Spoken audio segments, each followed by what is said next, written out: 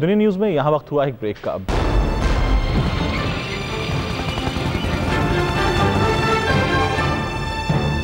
راہ نجات کامیابی سے جاری ہے۔ سیکورٹی فورسز نے شدت پسندوں کے اہم گڑھ سرا روغا 6500 مربع کلومیٹر پر پھیلی ہوئی جنوبی وزیرستان ایجنسی تحریک طالبان پاکستان کا اہم گڑھ سمجھی جاتی ہے۔ مکین، سرا روغا، کوٹکئی، سپنکائی رغزائی، لدھا، کانی گرم اور شکئی کے علاقوں میں نہ صرف ان کے اہم مراکز تھے بلکہ ان کی تربیت گاہیں بھی تھیں۔ سرزمین پاکستان کو درپیش اندرونی و بیرونی شورشوں سے نجات دلانے کے لیے پاک فوج کے جوانوں کے بلند حوصلوں نے شدت پسند جنگجوؤں کو مسلسل پسپائی پر مجبور کر دیا۔ The myth of Masood Taliban as an invincible fighter that has been badly broken, right? Masood Taliban is nothing in front of a professional army.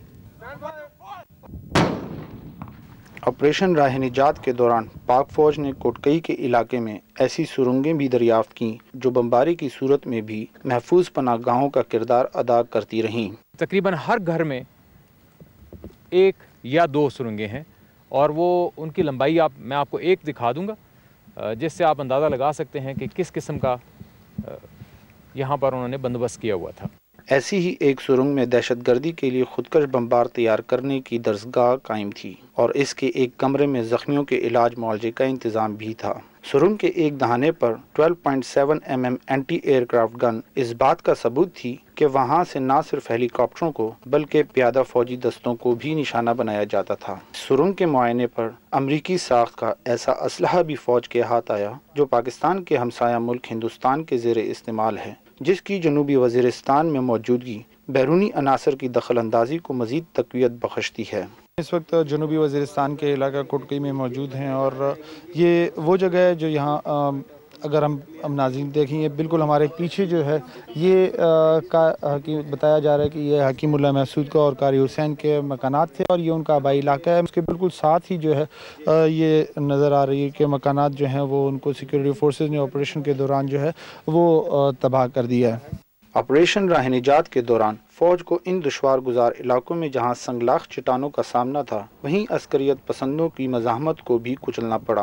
Resistance جو ہے شروع میں جو کرسٹ کے اوپر بہت زیادہ ٹف ریزسٹنس تھی اور اس کے بعد کوٹکئی شیشم وام کا ایریا جو ہے یہاں پہ کافی ٹف ریزسٹنس تھی اور چونکہ ماؤنٹنس ٹیرین ہے اس میں ایریا جو ہے سیکیور کرنے کے ساتھ ساتھ پھر اس کو سینیٹائز کرنا بھی ہوتا ہے۔ تمام بلٹ اپ ایریا اور تمام یہ کچے اور پکے ٹریکس جو ہیں ان کو جو ہے سینیٹائز کرنا ہوتا ہے کیونکہ آئی ڈیز مائنز یہ جو ہے بہت ایکسٹینسولی انہوں نے یوز کی ہیں۔ وانا، شکئی، تیارزا، شیروانگئی کی پٹی پر فوج نے اپنے اہداف حاصل کرتے ہوئے کانی گرم کے علاقے کو بھی کلیئر کر لیا ہے۔